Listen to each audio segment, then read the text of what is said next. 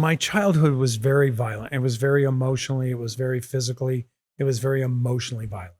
Robert Kittridge spent 3 decades rescuing people from disasters, a role he unknowingly adopted from a violent childhood spent trying to save his mother.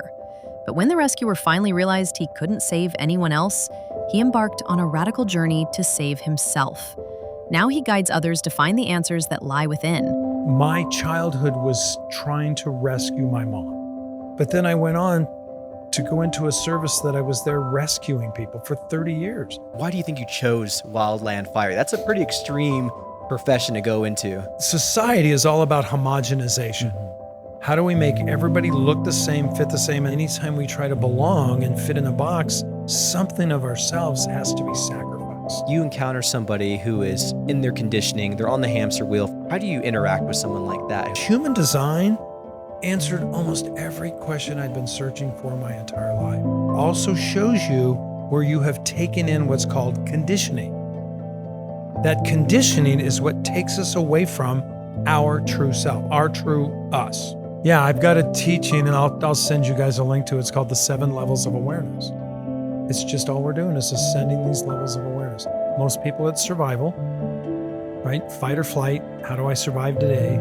Second is conformity. How do I fit in? What will they think of me if I do this? Most people don't think. And then it moves into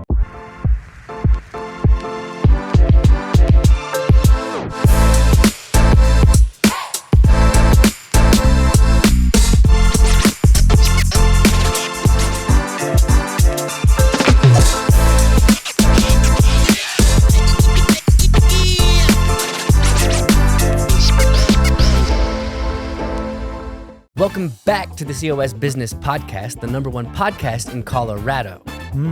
Who's our highlighted sponsor today? Exponential Impact, the space that we're at. This is a beautiful space. They have a ton of great community events here in Colorado Springs, and they offer free co-working space, so check them out. Yeah. I think it's XI or exponentialimpact.com, but we'll follow up with that with the actual website. I'll put AI over his voice with that. There we go.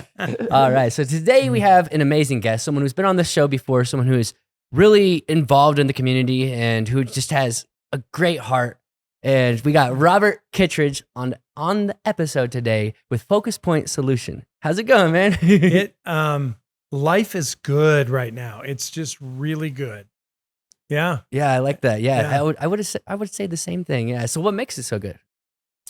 The transformation that I've been going through over the last 5 years, probably. It's been a journey, and for me, every day. I used to joke if I woke up and there wasn't a toe tag and a line around me, it was a good day, right? Now I'm just glad to get out of bed.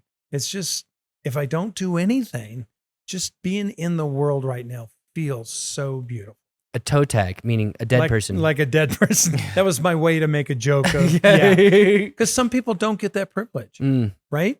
Some people don't get the privilege to get out of bed in the morning. Yeah. And for me, it's a gift. For me, it's a privilege. I've went through some health challenges this last year that has me look at, differently in my life and what I've been through. So, yeah. Oh, man. Well, Robert, first and foremost, I want to start with, I met you about 6 years ago, and you were a speaker coach at TEDx Colorado Springs. I was helping my buddy Steve out back in the day, met you, and just to see your transformation even from 6 years ago has been just awesome to witness and to see. But let's kind of start from the beginning, because you've had, I feel like, multiple lives that you've lived in your career, which is super cool, to be honest with you. And I kind of want our audience to understand where you come from and what your careers were in the very beginning, because it's pretty interesting to understand who the man we see today has, who he is today and why he is the man he is today as well. How far back you want to start? It was a dark and stormy night, right? A couple different careers. My main one, well, I started as a mechanic, turning wrenches as a mechanic back after high school. Wow. And the story behind that was I went to a tech school because I was actually told I was not smart enough to go to college. And I can remember the career counselor telling me, pretty much anybody can turn a wrench. Wow. And so that's what I did for multiple years until I got into the fire service and started as a volunteer in 1982, in a little fire department, a little community called Security down here south. And through that, I moved out of mechanics into the fire service full time for 30 years. I was 30 years in the fire service and retired. I kind of joke that, use that as a joke because my pension was about as much as my pay was for most of it, which was I did a lot of volunteer and ended up as the fire chief for the El Paso County Wildland crew. And that's where I retired from the fire service along with serving for 13 years on a national incident management team. So that was a big chunk of my life. Big chunk of my life.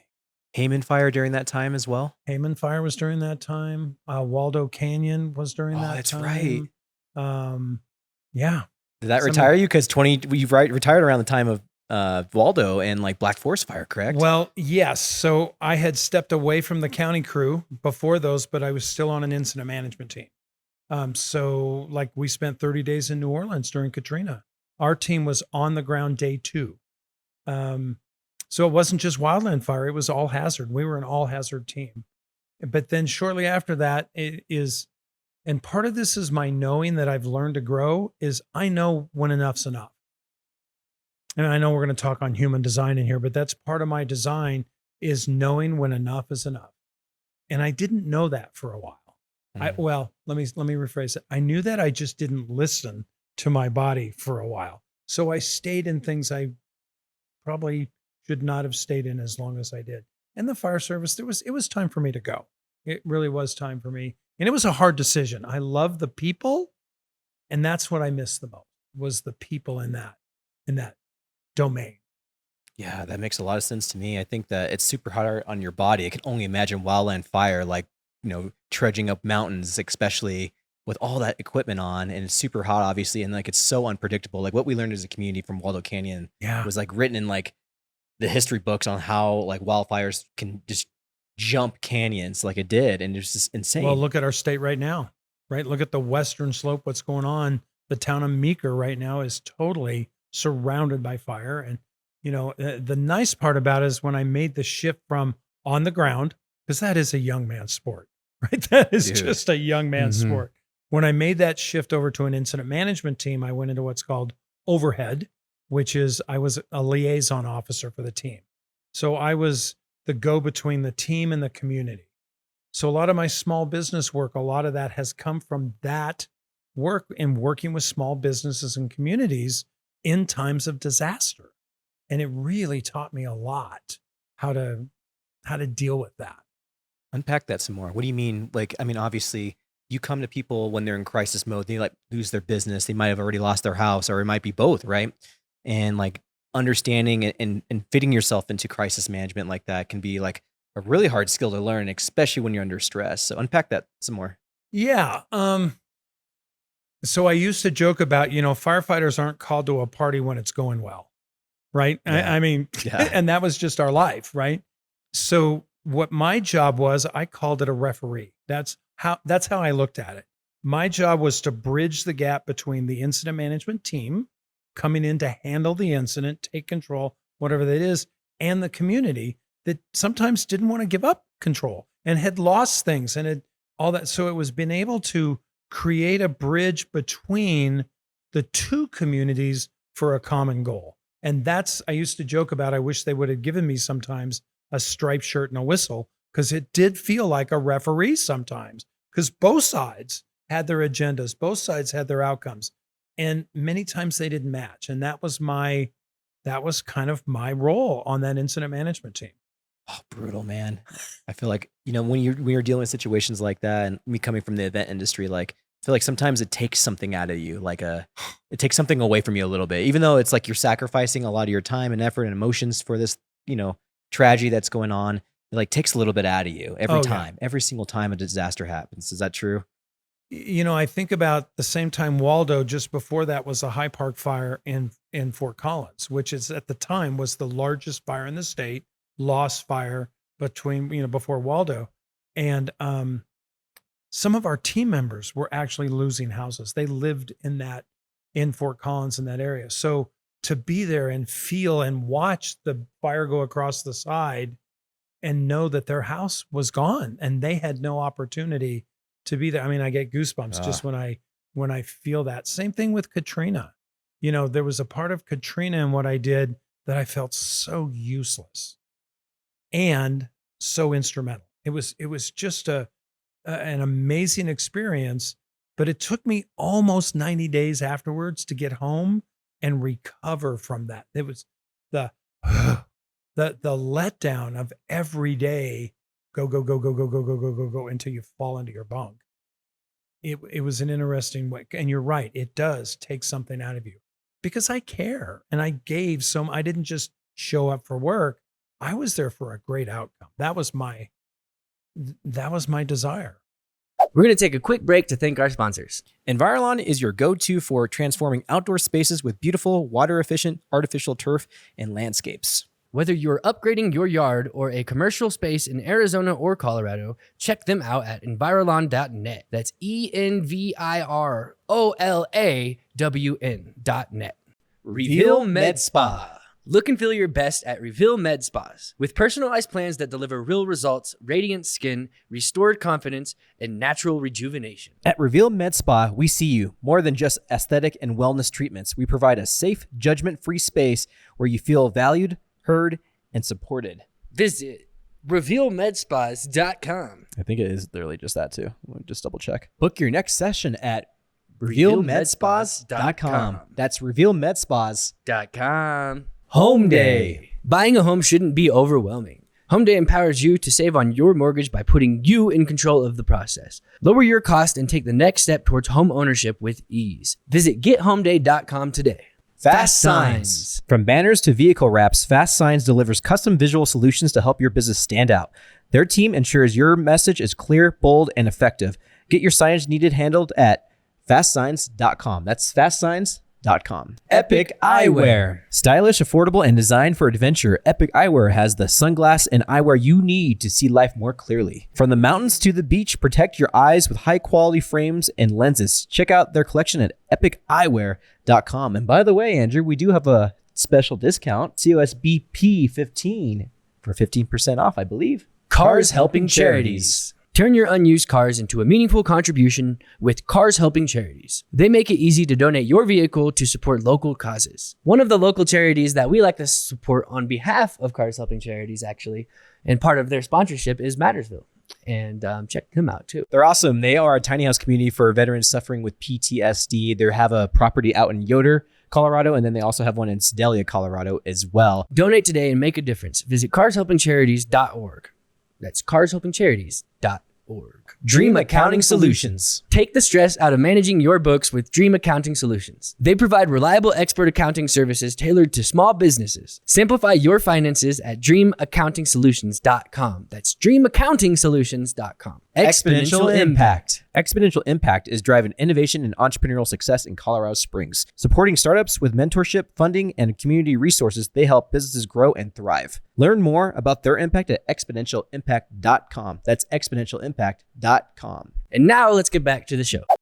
Is there a certain level of depression that comes out of when you're at a maximum height of anxiety and probably problem solving and being solution oriented, and then you kind of come down from all that? Like you're saying, every day you're just like working all the way until you hit the bunk, and then like you go home and it's a little bit more quiet. Maybe it's more quiet, I'm not sure, but like there's a stillness in comparison. Is there some sort of like drop to that? Absolutely. And I felt that with Katrina coming home. Like I said, it took me almost 90 days to feel back into the world. Like there wasn't somebody calling, there was no problem to solve, there wasn't food to find, or there wasn't trash to get out, or there wasn't. And it, Katrina, we handled some stuff that we don't handle on wildland fires. But it was the same thing with the wildland fire. I went from High Park. I got home and watched Waldo Canyon blow up. I mean, as I was unpacking my bag was the day it collapsed and took off and came into town. 2 days later, we were on the road to the Western Slope to another fire. And there was no downtime to even recover. And we all knew that. We all knew that piece of it. But that's why we look for fall and winter. But, when we look at wildland fire anymore, there is no season. It's, especially here in Colorado in the West, wildland fire now is a year-long issue. I mean, it's happening everywhere. It's so true. It never used to be that way where it happened in like January or, Mm-hmm. those more winter months. It's so interesting how it's It's also interesting because like you chose a profession for so long, for 30 years, that can probably give you a lot of PTSD and trauma, I'm assuming, from it. Does that resonate from a lot of your childhood or anything like that? Like, why do you think you chose wildland fire? That's a pretty extreme profession to go into. Whew, that's going deep here, brother. Yeah. Some of my work I've done after this, inner work, right, is realizing that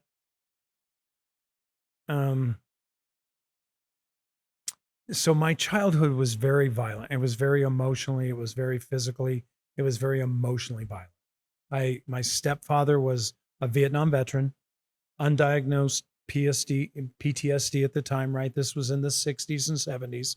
And my childhood was trying to rescue my mom. That's where I spent. So when I looked at my fire service career, before I got into it, my roommate at the time was going through paramedic school, and he'd come back and he'd tell me all this stuff. And I'm like, oh my God, you did what? Like I had no desire to even be in that. But then I went on to go into a service that I was there rescuing people for 30 years. Like I said, they don't call firefighters. And I think a lot of that's why I went into fire prevention. And that's why I went into some of that, because it was not always the hustle bustle, the rescue, that kind of thing. The crisis, there was also good that came out of that. And so I figured out that was, and I'll tap this again, part of my design, my human design is being a savior. And for many years, finally realizing that I can't. I can't save anyone. I can help people. I can walk with them. I can guide them, but I can't save them. And that's been a huge transition between it. So these pieces of my life have really lined up for where I am today in this part.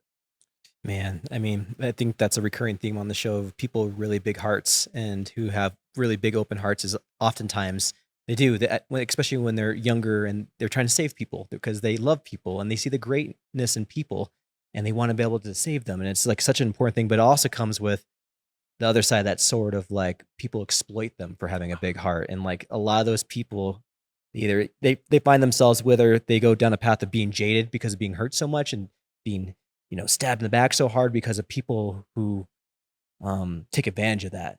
And then, that's awful. That's an awful path to go down, but it's understandable. But then the folks who get past that and build some wisdom, they can understand that, hey, I have a big heart. This is what comes with it. And I can discern. And then you can discern that stuff. Talk about that, because I'm kind of picking up that reading from you, sir. And I mean, we've known each other, but I don't think we've had a conversation like this before, but I'm picking up on that. Yeah. And I'll keep reference. I know we're going to go there, but part of my design is called a fifth line. The fifth line is the savior. And either you're saving people, and they also people project their issues and problems on you. Please save me, because they feel that. And you're either saving people or they burn you at the stake. There's no in between. And trust me, I spent many times, because I jumped into places where I wasn't welcome. I've jumped into places that people weren't ready. I've jumped into places because I can see, one of my gifts is I can feel struggle. And I don't want anybody to struggle, right? Although we need to, that's how we grow, is through struggle. But in the early years, it's let me help you. Let me help you. Let me help you. I got all the information. Let me help you. And I've realized, and I love your word discernment, is discerning of this one isn't correct for me. This situation, this person, this environment. And that's what's now moved me into that, being able to be there at the right time sometimes, and then know when not to get hurt, and be able to also release it. Is that instead of carrying it as it was mine. Does that make sense? Yeah, totally. And so like you segue outside of firefighting, and then you start getting into a lot of coaching, and this is where I kind of meet you. And then there's another like transition in your life, and call this like the end of the 2010s or so, right? And you kind of go through another transformation, which is I've been able to witness, which has been beautiful, and Andrew certainly has too. And it's just been really cool to kind of be the bystanders and seeing that. So let's walk through that a little bit, and then we can get into what you're doing now. But I think that's a very important marker in your life to explain to our audience. It is. And I look at when I left the fire service, one of the things I looked at, I spent a lot of time in training, spent a lot of time in fire prevention. I could see the best in people and I wanted to be there. And then when I left that, it's like, okay, what do I do now? And that's where coaching came into my realm, and specifically through the John Maxwell team. So I was one of the founding members of the John Maxwell team back in 2011 is when that was formed. And that was very instrumental. I mean, there was a lot around leadership. There was a lot of coaching, speaking, teaching, moving teams forward. We actually made some trips to Guatemala and I mean, there's some worldwide trips that I was part of. That was amazing to be part of that. And there came a point where it just no longer felt correct for me. And that's an overall picture for me, is figuring out is I don't fit in a box, but I've always tried to belong. And anytime we try to belong and fit in a box, something of ourselves has to be sacrificed. And I sacrificed a lot during that time.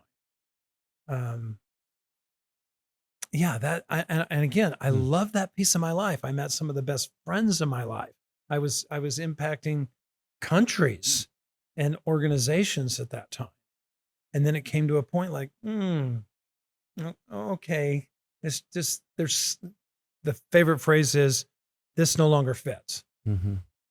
And the that's box. happened to me a couple times. Like, this no longer fits, or I don't fit into this. Mm-hmm. Mm-hmm. It's interesting because I feel like I've spent my life trying to not fit into a box. Yeah. So I just been trying to be separate. It feels like a little bit opposite of what you were trying to do. Well, society is all about homogenization. Mm-hmm. How do we make everybody look the same, fit the same? And that's the piece what I saw about the John Maxwell work was great stuff. His books are extraordinary leadership concepts. Then why don't they work all the time? Right? I'd work with people and extraordinary results. And then I'd work with those same stuff, same everything else, flat. And that's when I understood is what we were trying to do is we were trying to take this box of leadership and put it over people or put them in the box versus trying to figure out what's correct for you and what's correct for you. And that was a big transition for me. And a lot of people didn't understand it. A lot of people still don't understand what I've done or where I'm headed. And that's okay. I don't live my life no longer to be understood. I am who I am. I'm authentic. You're going to get what you're going to get. What does that mean for you, though? As far as? Well, I mean, you spent a whole part of your life just like you said, trying to be accepted by the group that you fit into, and to like totally change guard on that takes a lot of transformation and a lot of deprogramming of yourself to do that. So like kind of coming out on the other side of that must give you some level of intrinsic value that's like, oh my gosh, I'm feeling feelings I've never felt before. I'm feeling more complete. I'm waking up a different way. Talk a little bit about that. Well, okay. So societal norms of what business attire looks like. Let's look at that, right? What does a professional business person look like? Is it a suit? Is it like, what is it? And I was in there, right? John Maxwell, we had suits, ties, the whole deal. I had a closet full of different suits. And then there came a message, and this was so two things happened in 2019 is I was introduced to human design and I was introduced to plant-based medicine. So on a journey, I got a message that nothing fits. That's when I left the John Maxwell team. That's when I took all my suits and I gave them away. And I still got a jacket, and the only thing I kept was a tux. But I established my dress. And do I have to wear a suit and tie to look professional? Yeah, some people are going, oh yeah, you don't have any credibility. Okay, I'm not here to convince anybody of that. It's me you're going to see. Now, do I know that I show up looking good is better? I don't show up in, jeans or shorts and a raggy t-shirt. Yeah. I understand that, but I dress for me now. not for not for Mhm. society, not for what society looks like. Does that help clarify that? Oh yeah, I mean, when I first met you, you're suited and booted. So Yeah. that's like part of the transformation I was kind of trying to pick up on. Yep. Yeah. And I mean, I remember that journey as I came back home. I boxed up all of my John Maxwell, all of my leadership books, and I had a bookshelf, 2 bookshelves full. And I took it to a place where I co-work, and because I didn't want to get rid of them, I didn't want to just donate them. And we established a library there at that co-working space, and that was great because it's still there if I want to go get it or Mhm. whatever. It's just not taking up space in my world. That, what I call energy, is just not existing in my world. Same thing. My closet now went whoop. I have, I have shirts like this. Does this look professional for this? I believe so. Yeah. Right. It's so interesting to feel people show up in a suit and tie, and I Mhm. can feel the uncomfortability, but they're trying to fit into what people tell them that they should look like. Mhm. Um, Mhm. so authenticity is, many people have no idea what that means for themselves because they've spent so many years not being themselves and trying to be somebody else. Yeah, that's a great point. That's a really good And point. that starts at birth. Think about it. We're birthed into a family. We're given a name. We're given a religion. We're given the ideas. We're given all of that stuff. And that conditioning starts at birth. And we don't know who we are until somewhere down here, and it goes, whoa, what is this? And that happens, around 40s, called the Saturn return, when we come into Oh, our interesting. Yeah. 40s midlife crisis. So when we come into that, and that Uranus return then also creates chaos. And if you don't know who you are here, you really don't know. It brings it out at Mhm. this point. And that's, I mean, for me, I didn't find any of this stuff out till I was about 60, right? I wasn't turned on to this kind of work until I was 60 years old. So I was kind of already behind the curve, but it's been an extraordinary 5 years starting to Mhm. be in it and experience it. That was like right when I met you. I think It was. 2019, like I was going through these networking events, Million Cups. Yeah. I would see you just sitting in the back of the room, like it's not like you were going up and approaching people, but for some reason wanted to walk up to you, and I did. And like I think you were even wearing a suit, at the I probably time. was. Or at least you look nice. You look put Yeah. together, No, 2019, I absolutely was. Yeah. I can pretty much guarantee. Okay, If I was sweet. at a networking event, I looked the part. Yeah. Okay. Yeah. And Mhm. it was awesome. I mean, like just getting to know you then. I mean, just that's crazy because you still at that point. I feel like I still saw you how you are today. Like I don't know. Yes, and I mean, like that in a good way too. no, I know I got Mhm. that, but it was very hidden. Okay. And that was the part of when we get to a point where like, oh, we're not feeling correct. We're not feeling right. We're like, this doesn't, like Mhm. the skin doesn't fit, right? Or whatever but we have to put on a face. We have to put on a mask. We Mhm. have to put on an image. We have to, all of that stuff that society says that we need to do. I just don't do that anymore. Mhm. Yeah. And the funny part you said is part of that now, I still do that. Now at events, networking, I don't do much. But networking events, I go and I find a place in the back corner Mhm. where I can see and I can look at the environment. I can watch the energy and I attract what's attract for me. So it Mhm. was nice you said that even back then, That's what although you're- I didn't know it, Mm-hmm. I was naturally doing it. Mhm. And that's part of my human design as a quote generator is Mm. I'm meant to respond to what comes to me. I think me too. Yeah. Right. I actually just looked. Wow. Hold on. Just Sunday, I was talking about you. I just remember that. And I literally just looked up a text message that you sent me in 2021 because you told me to send me the human design stuff, I believe, because I was talking to someone who's involved with human design. I literally just was talking about you on Sunday, actually. Well, at the coffee shop, what I did with you is unusual for me. But there was something inside of me. I looked at, the whole time I'm having coffee over here, I'm looking and you were sitting over there, right? I'm thinking it is. And so it just, for me, it's all about, does it feel correct? Not does it feel right, but does it feel correct? And I just went up and go, hey, And it was beautiful for that. Mhm. And look where we are today, right? I Yeah. mean, where we are. I think So you said it's- I was a projector. Actually, I just remembered in the text. Because I just looked it up 2 days ago. Okay. What's a projector do? So there's 4 types. Okay. Generators, about 70% of the world. That's the builders, the workers of the world. Projectors are about 20% of the world. Projectors guide generators. Okay. That's their job. But many times projectors get sucked into generator energy Mm. and then burn out because they're not meant to be going, and doing like generators do. Oh, interesting. Okay. And then manifestors are about 9% of the world. Their job is just to move energy. Again, they get sucked into 70% of the world. Great idea. Why don't you go do that? Mm-hmm. And then they do. And I did some stuff with, and we can touch on this too, with one of my just greatest joys has been working with the Summit County Sheriff's Office. That's awesome. And there's a manifester in that group. And when it was almost like this, light went off when he got it. Because he would come up with all this stuff and everybody's like, yeah, great idea. Let me know how that goes. Why don't you go do that? And then he gets burned out because he doesn't have the energy to do the work. His job is to, let's get it moving. Projector's job is to generate and guide generators.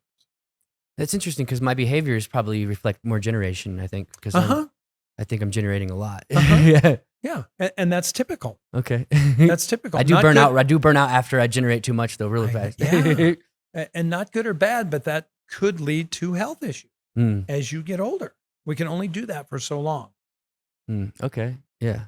So break it down for us too, Robert, because I feel like this is a great segue into like what you're doing now in the human design. So Yeah. break for our audience at home, like break it down from 50,000 foot view, and then if you want to dive into whatever you want to about it, cool, definitely do Okay. it. So 2019, that was a big, and what I'm finding, it's amazing to see people right now when I hear their story. 2019 was something happened, Yeah. And a lot of people went through a transition, crisis and all kinds of stuff in 2019. Man, yeah. So I was introduced to, as I said, human design, and a friend of ours, Rihanna and Brian Warner, Mhm. introduced me to a friend of theirs that said, you probably ought to meet her. And Paula, we sit down and we met at a coffee shop. And it's so funny because I found the picture of that meeting the other day as I was going through, and I had a jacket on. I mean, I was going to a business meeting, right? I'm meeting a potential client or whatever it was I was thinking then, which I wasn't. It was obvious. And so I still got this picture. And at the end of this, I remember saying, well, and I'm pouring out my story and here I am and blah, blah, blah, blah, blah. And she goes, I think I got something you might be interested in. And she introduced me to human design. And so we sat down and I started learning human design. And I had my information wrong. So for about 3 months, I was learning because it came out that I was a projector. Mm. And so so I was learning what is a projector and who am I? And then when I went to do my certification to start, because I thought, man, everybody needs to know this, because human design answered almost every question I'd been searching for my entire life. It was amazing when I learned and go, oh, okay, I got that now. I got it. And not that it fixed anything. I wasn't broken, but it answered the questions. And so I went to go to my certification and the instructor did her reading. And she goes, are you sure about this? I said, well, I think so. Why? She goes, yeah, I'm thinking this isn't right. And sure enough, I went and got my birth certificate and I was 12 hours off in time. Time is really important, right? Date and time. And it turned out I was my design is that of a generator. Mm. And so what happened was a lot of my design has projector channels, which is part of the working of it. That's why it felt right, because there is part of me as a guide. So that's where I took on, okay, if this is working so well for me, what can this do for others?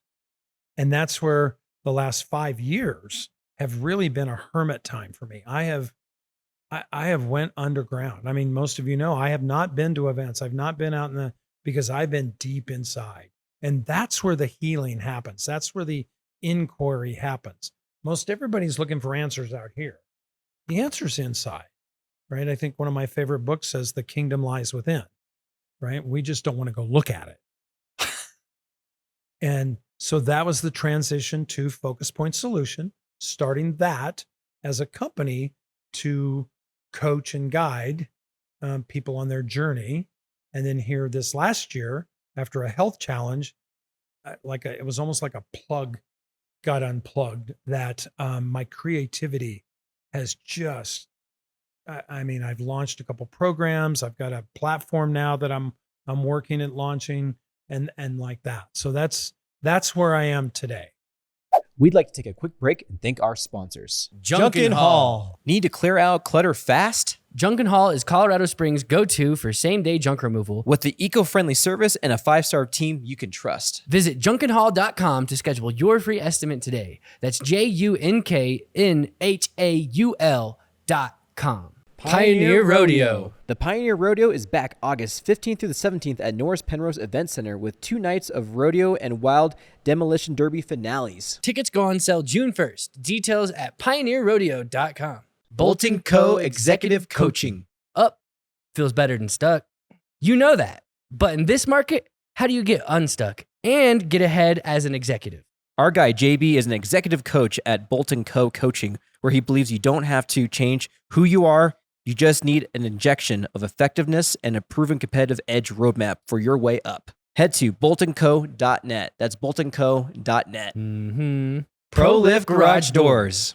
ProLift Garage Doors are your locally owned and operated residential and commercial garage door experts. From fast repairs and smooth replacements to routine tune-ups, they keep your doors running like new. Go with the pros at ProLift Garage Doors. Visit proliftdoors.com to learn more. Be Our Guest Getaways. Be Our Guest Getaways specializes in Disney cruise resort and theme park vacations. Planning a Disney vacation can be stressful. Let Be Our Guest Getaways provide you with concierge-level service for free. Learn more at beourguestgetaways.com. That's beourguestgetaways.com. Planet Duct. Planet Duct is the #1 choice for professional air duct cleaning in Colorado Springs and Southern Colorado. With state-of-the-art equipment and top-tier service, they make sure the air in your home or business is clean and allergen-free.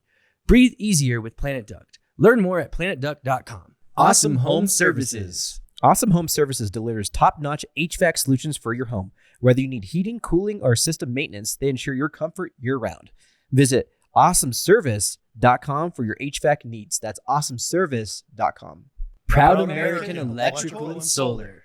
Give Proud American Electrical and Solar a call today for all your electrical and solar needs.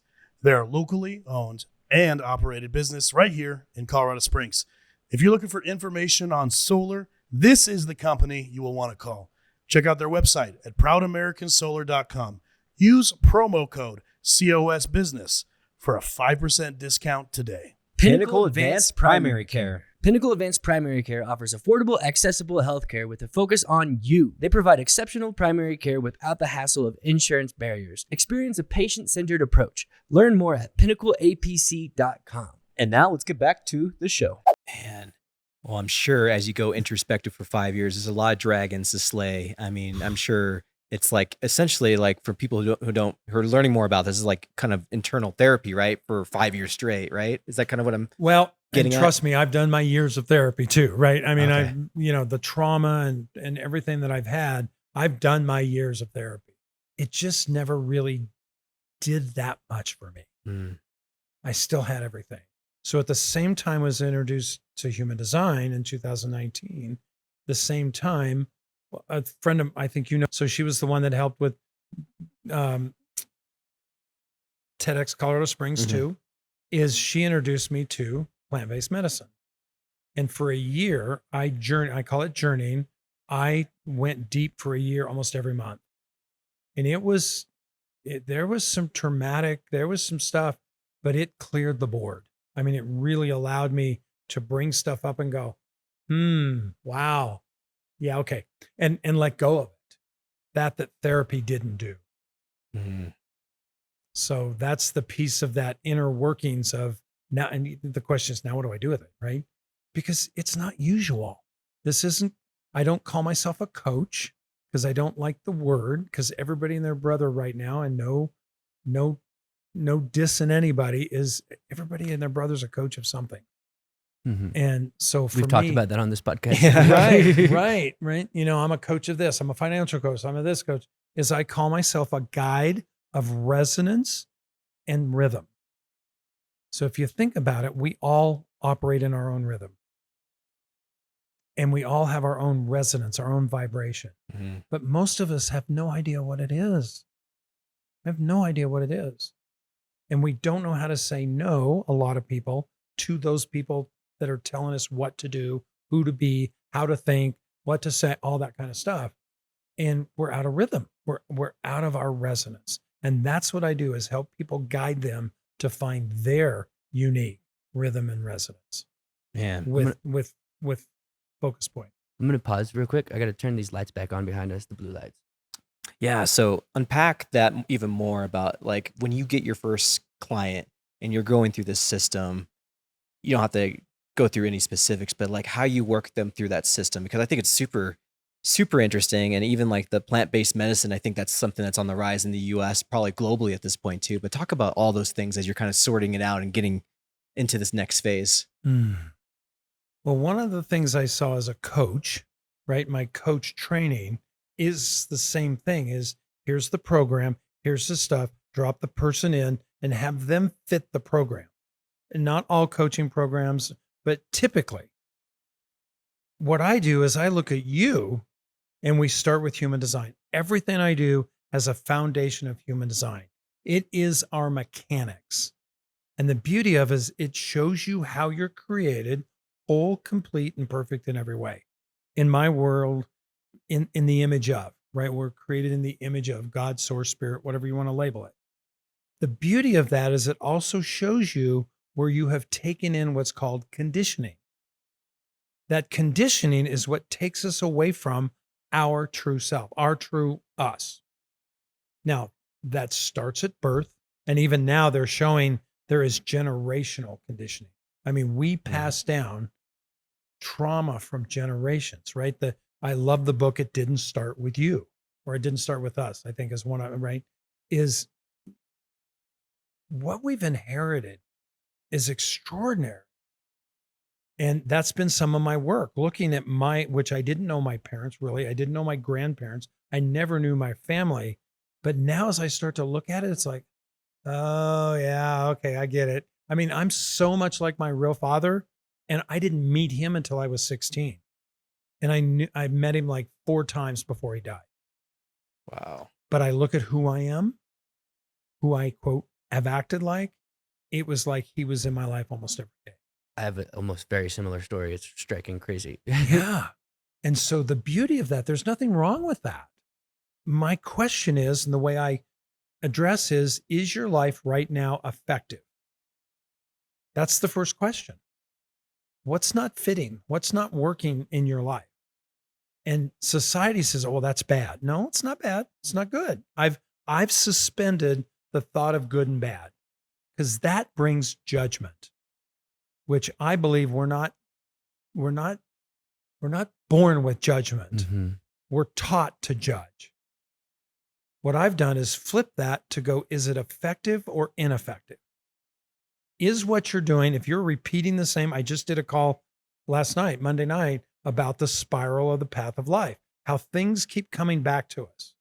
Well, why do they keep coming back? Because you haven't managed them yet, right? You haven't learned from it. So it keeps coming back. And this came from a journey space. On medicine, I saw this in my life. But is your life effective? So that's where we start. And then I've got a program that I use called Your Emerging Future. It's by one of my mentors, Dr. Paul Shealy. And what we do is look at what is the emerging future. And then we kind of work backwards from it, not to it. Because when we work to something, all the stuff comes up. We run into the obstacles. We run into the trauma. We run into the, I can't do that. We run into the beliefs. Whereas if we work backwards from it, and I've got a chart that I use that we work through, is what's the fears? What's keeping you where you are right now? And many times I'm finding it's fear, and it's fear of the unknown. And it's also, who will I be if I give this up? one of my 2-day workshops is called Parinama, and it's about our story. And it's not the story we have, but it's the attachment to the story. Because the story is just a story. But the beauty of it is who we are is the attachment to the story. How many people do you know that tell the same story every time you see them, how their life is and how the troubles and how the joys and how, right? My question is, why are you coming to me? Well, because I'm not happy. Great. What's happiness? It's really defining it from you, not from me. And that's where I see much of the coaching realm is taking the coach's definition and trying to give it to the client. And by the way, I don't call them clients. I've suspended that. I call them travelers. Is because I believe we're all traveling on a path seeking truth. And that comes, and that's my platform. It's called the Traveler's Conversation. Typically, that path on truth involves a conversation with ourselves, with others, with a community, however that is. And that's what we do is we open up that conversation to really dive deep, because that's where the truth is. Ram Dass said, right, the only place to go is inside. That's where the truth is. Absolutely, man. Where do you go? Or I guess let's put it this way: like you encounter somebody who is in their conditioning, they're on the hamster wheel for whatever it might be. They're just trying to make things work in their life. They're stretched thin, paycheck to paycheck.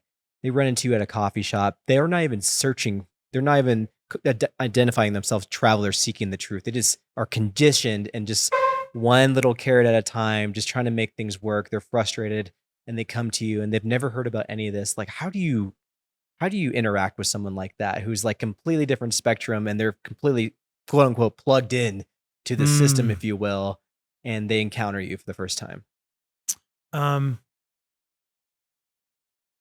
I don't meet people by chance. That's the interesting part. I would say probably 99% of the travelers that come to me are referral. Gotcha. Which is the best way to do business, right? I don't advertise. I don't put stuff out there. I'm just now starting to put things out on social media, right? Is tell me your story. I want to hear about you. I want to hear your story. And in that, one of my gifts is and this is what made me a good TEDx coach, is I can hear and feel the energy underneath what's being said.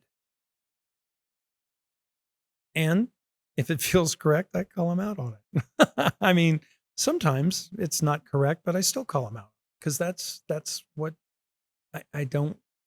that's what I do.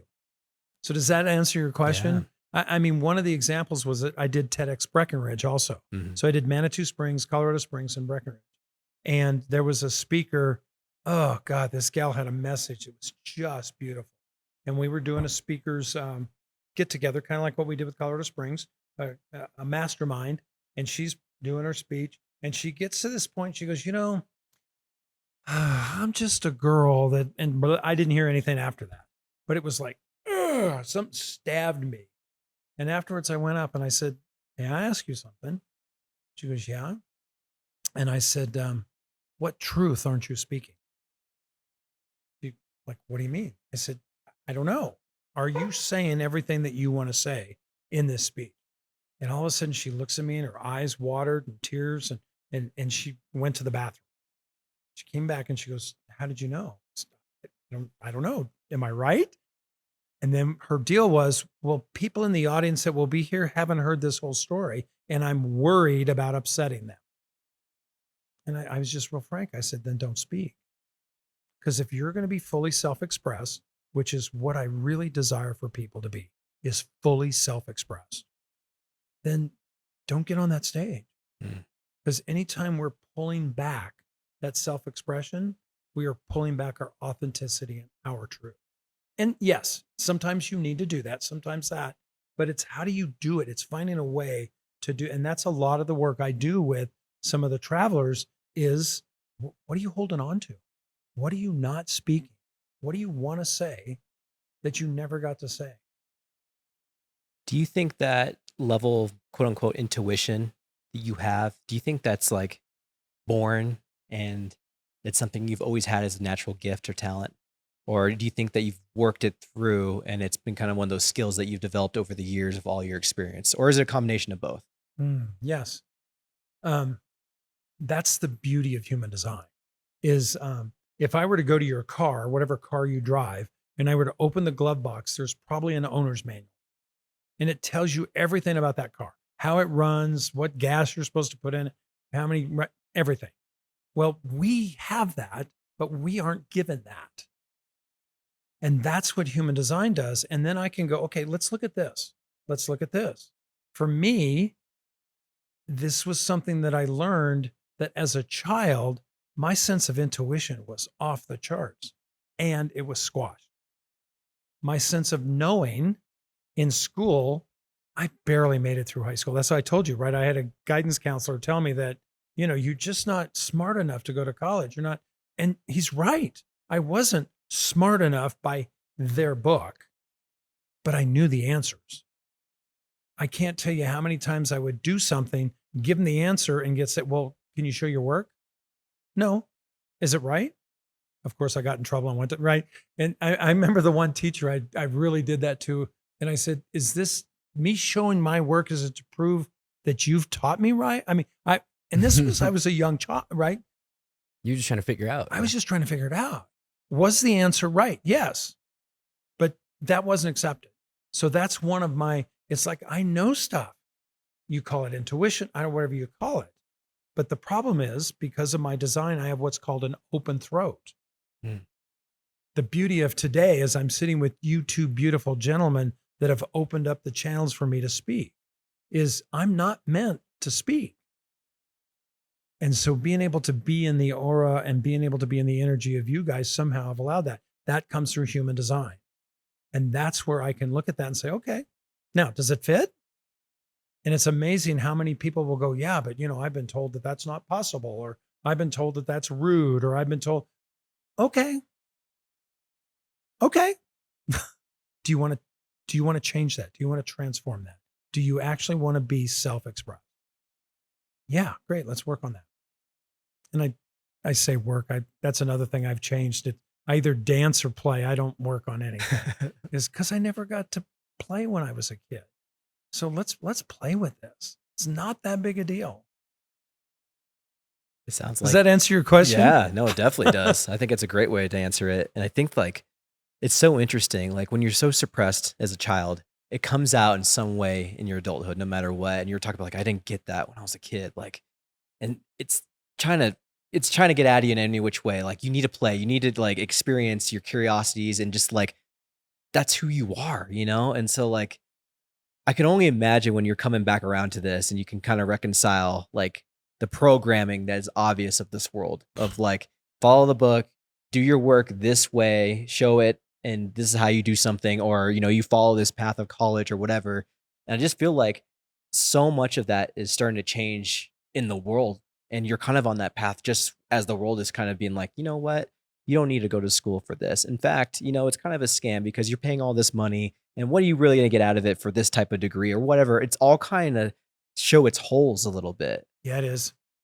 Yeah, so many systems today are collapsing, and they need to. Right? I mean, most of the systems we have today are what's called Saturnian systems, right? Which is all about power and control. So family, religion, education, think about that. Most of those tell you who to be, where to go, how to be, how to speak, how to think, and how to fit in this box. And it's about power and control. And if you look at where the world right now is starting to disintegrate, break apart, whatever you want to use, that power and control is losing collective power and control because we as individuals, which is what we're meant to be, is have our own power. And that's where we're headed. And that's one of my goals is to help you be the best you can be, the most effective you can be as an individual, because we're moving from those systems to more of an individual's working their best together collaboratively. And we're seeing that people are more specializing in things versus let me bring everything to the table. We're seeing collaboration happen in business. We're seeing collaboration happen in a bunch of different ways. And it's just fantastic to see that. It is fantastic, man. And it's fun to be part of it. Yeah, absolutely. And it's funny because I feel like we're standing on one of those platforms right now with podcasting. I feel like podcasting has been so important to break those norms because it gives everybody a platform and a voice to connect with one another and have discourse and like have long form, not canned responses to questions and just kind of free form and go off the cuff and like, let's go this direction, let's go that direction. And there's something special that comes out of that. And it also gives like people like us, business owners, a platform just beyond me doing marketing or events or whatever it might be. Like I have a personality that I want to express and share with people and connect with one another. And it allows me to do that on here. So it's such a beautiful thing that's emerged. And I feel like, and to watch you guys where you started and now where you are. I mean, I watch your guys' podcasts all the time and it's like, wow, because the way you approach business, the way you approach it is different.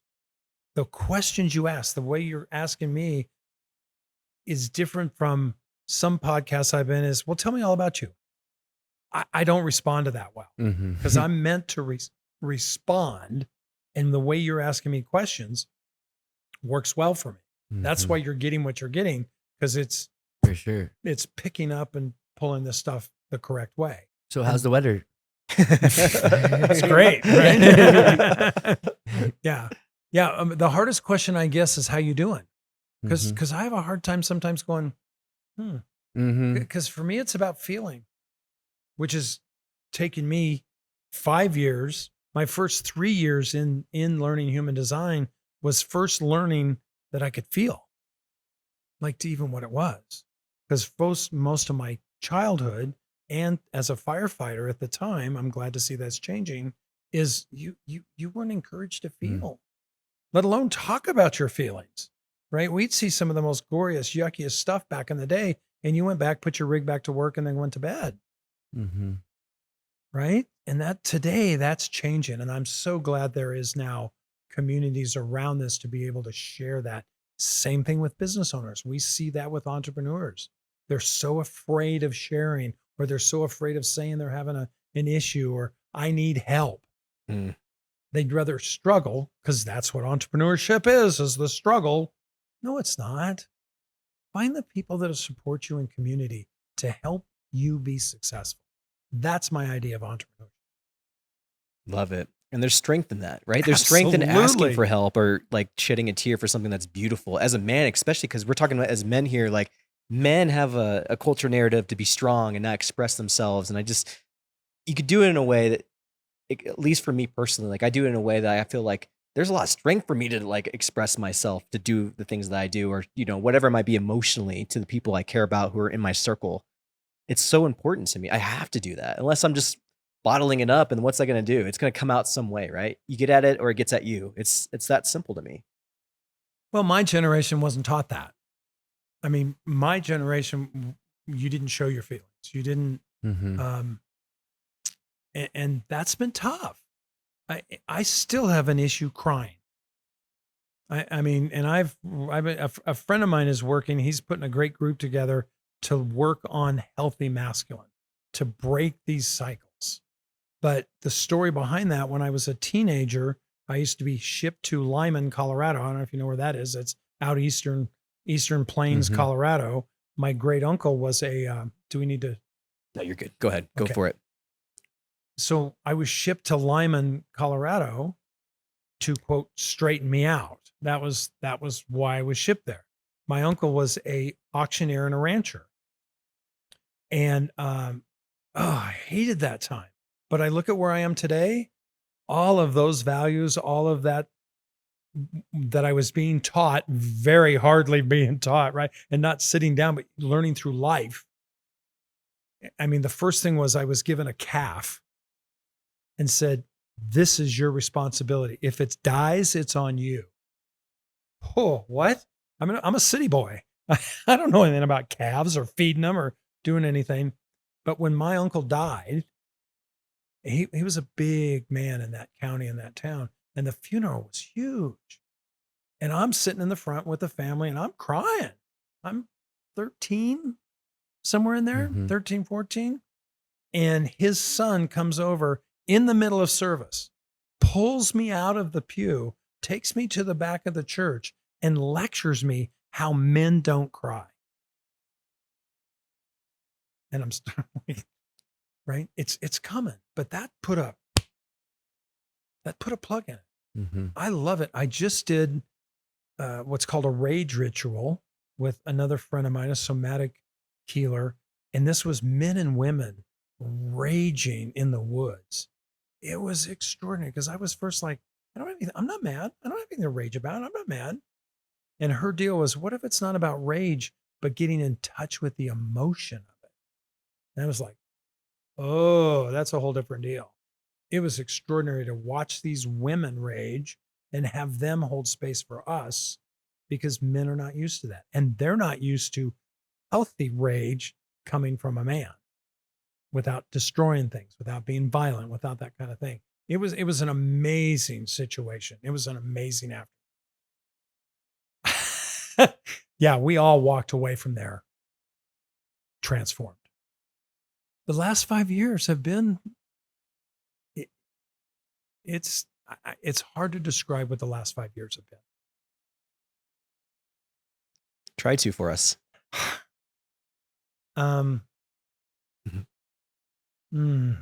Painful. Another modality I use is called gene keys. Kind of goes hand in hand with human design. And I've got that up my wall in my office. I've got a big write-on whiteboard. Well, I got about 4 of them. But it's got my entire gene keys, and it's the map of how to live. Every gene key has a shadow, it has a gift, and it has a city, the highest level of enlightenment. For me, it's about how do I get to the gift, which most people want to get to the gift, but they don't want to go through the shadow. They don't want to, it's hard, and it hurts, and all the stuff I hear, and that's okay. It does. Yep. That's why it's good to go with somebody. That's good to go and be with somebody that can support you on your journey and what I call walk with your shadow to find that gift. And one of the biggest things I've done, and it's coming back around here again, is dishonesty. And for me, there's a sphere called SQ, spiritual intelligence, IQ, EQ, and SQ. And my shadow is dishonesty. And 4 years ago, through a journey, what came out was I lived in such a dishonest household. That's an alcoholic household, right? Everything from the outside has to look good, but inside it's horrible. And the memory that came to me was going to the doctor. It was about 11 years old with ulcers. And the doctor sitting there in his office with my mom and me, looking at my mom going, well, this is unusual to have a 10-year-old with ulcers. Is there anything at home going on that we should be concerned about? Straight face. No, everything's fine. We're not sure what's going on, blah, blah. And at the time I'm like, I must have just went, now it was like, wow, I accepted that dishonesty as norm. And it still comes up for me. And what is dishonesty? Is it lying? Yeah. Is it not telling the truth? Yeah. Is it not being authentic? Yeah. It's all different stages that I've gone through, but it's looking at it non-judgmentally with discernment. Is this correct for me? And I've got little signs around my apartment is what this doing support what I want to create?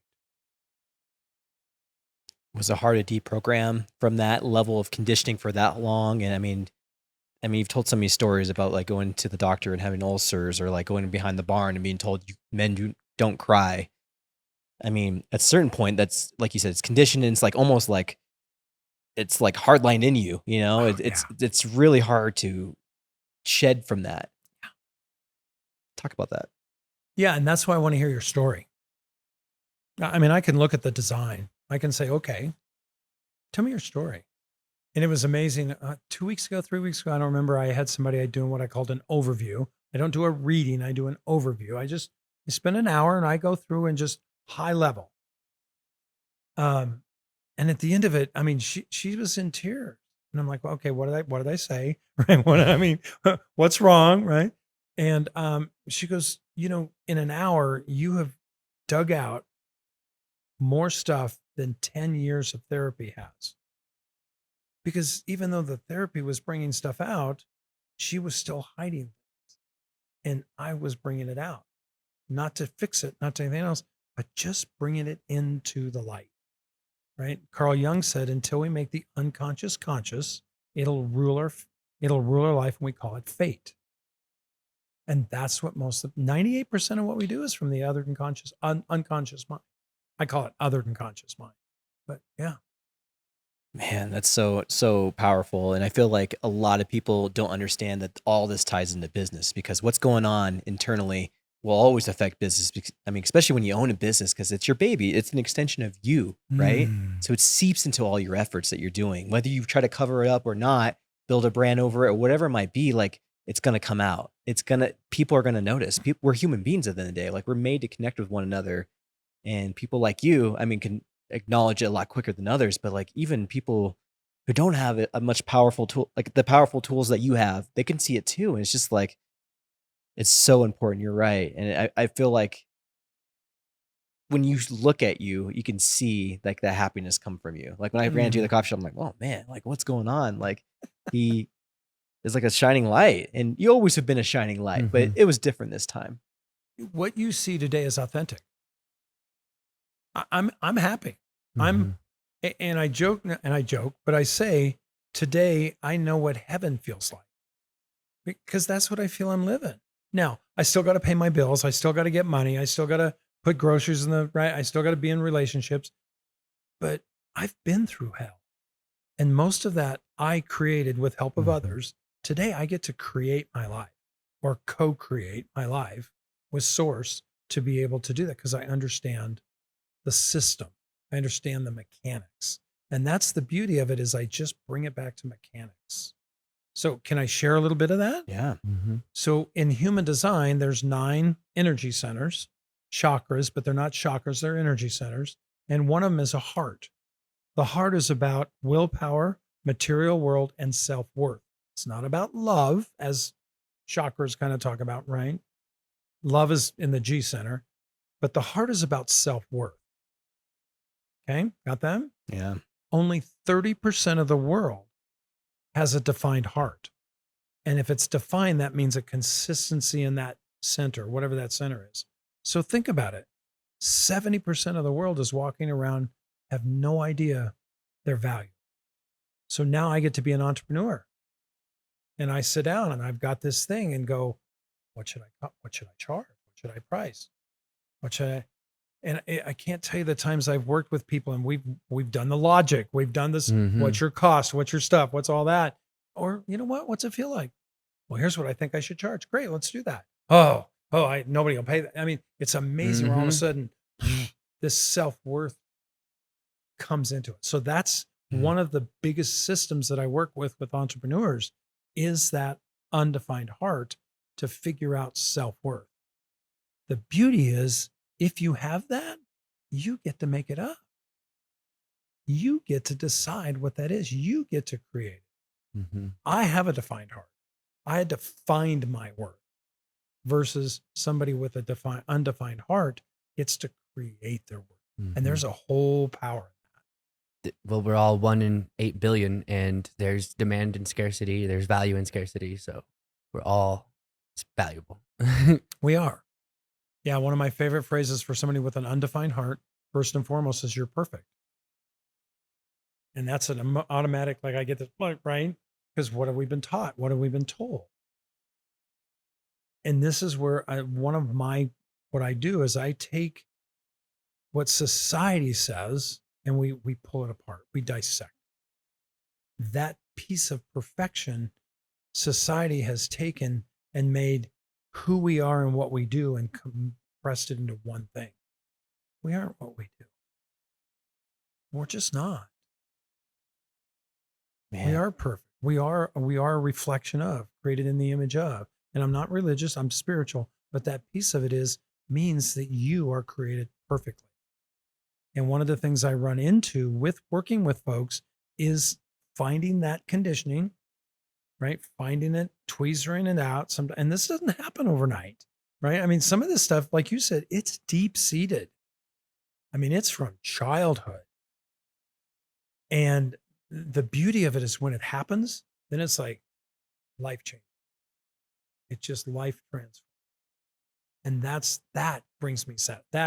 I love to walk away from a conversation going, even if it's just a crack, just because at least a crack, we can go, right? We can start to go deeper. Oh man, that's so beautiful. It's been like a recurring theme in your life of like still the savior, but in a way now you're giving people the tools to save themselves, and so beautiful. Is there any story in the last 5 years having a conversation with somebody where you've had an instance like that you care to disclose a little bit more information about, like what came out of that and how that made you feel? Oh my gosh. Wow. Without divulging, yes. And he wouldn't mind this. So the sheriff of Summit County he was going to be a TEDx speaker at Breckenridge. Okay.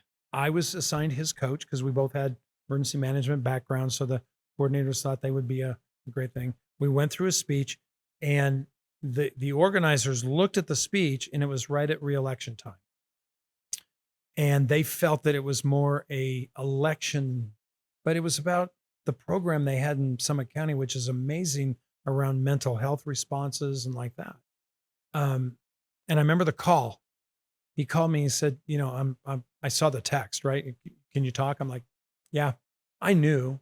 And he goes, I'm not doing the speech. I go, I know. He goes, well, you're not mad? I'm like, why should I be mad? 2 days later, he calls me back and says, can you do what you've done with me with a team? I said, yeah, let's do it. I didn't know. I'd never done it, right? But that's the response for me going, yes, my body's like, yes, I can do that.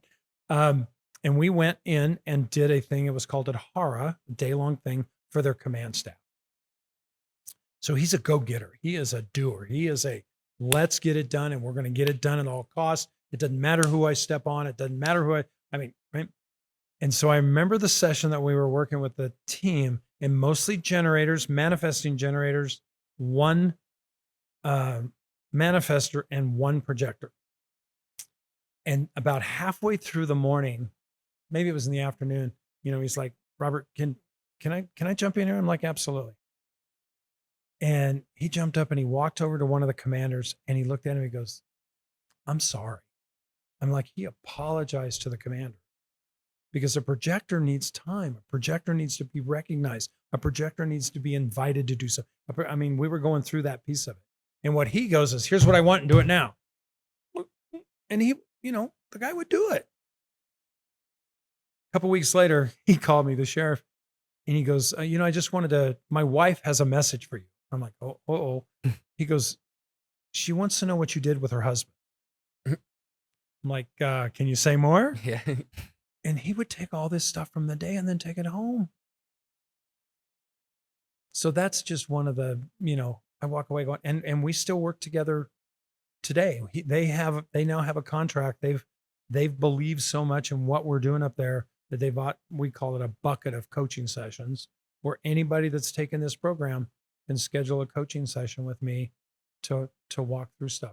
But the sheriff and the undersheriff, we meet every other week or whatever. They're still going through what they're going through. And it's beautiful. Transformation. It's just beautiful. Man, that's so powerful. What a cool story. That's really cool, man. I feel like we can have this conversation for hours and hours because we're vibing for sure. It's awesome. First and foremost, thank you so much for coming on the show. We really appreciate it. I have one more question for you, and feel free to dive as deep as you want with this one, but I think it's important because it's kind of full I'll get some circle. water here. And I tell it quite often on the show, but I think it's super important for this episode as well. But what would Robert of today tell young Robert of yesterday or of the past that was just told not to show any emotion behind that barn? What piece of advice, or just a little tidbit of advice would you give him? I hear that all the time. I hear people ask that question. And the beauty of it is if we could do that, that would be awesome. And it would be stand up. I mean, that would be stand in your own, some variation of that. The issue is little Robert didn't know any better and wasn't ready. And that's the acceptance I have of my life is everything in my life has happened to get me to where I am today.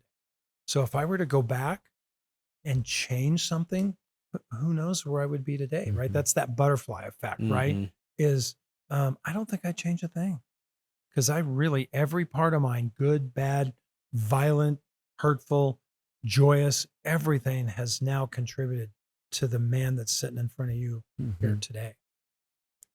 Yeah, it's a great way to put it. That's your story, man. And Yeah. Christianity, that's like your testimony, right? It's like what builds you up today to get to this moment, to the man sitting right in front of us, how he presents himself to us today. And it's just like such a great and beautiful story, of like perseverance and just digging in the muck and going through it. The things that people don't want to do, Right. the things that people avoid and are scared of and are fearful of. And it's awesome, man. It's so cool to see on the other side of a lot of that. I know there's Thank you. probably still more digging to do and things of that nature, but Most people would have no idea what they change.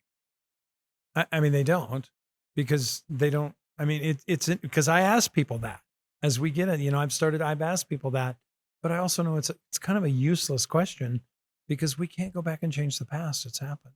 yeah. We can accept the past or reject the past.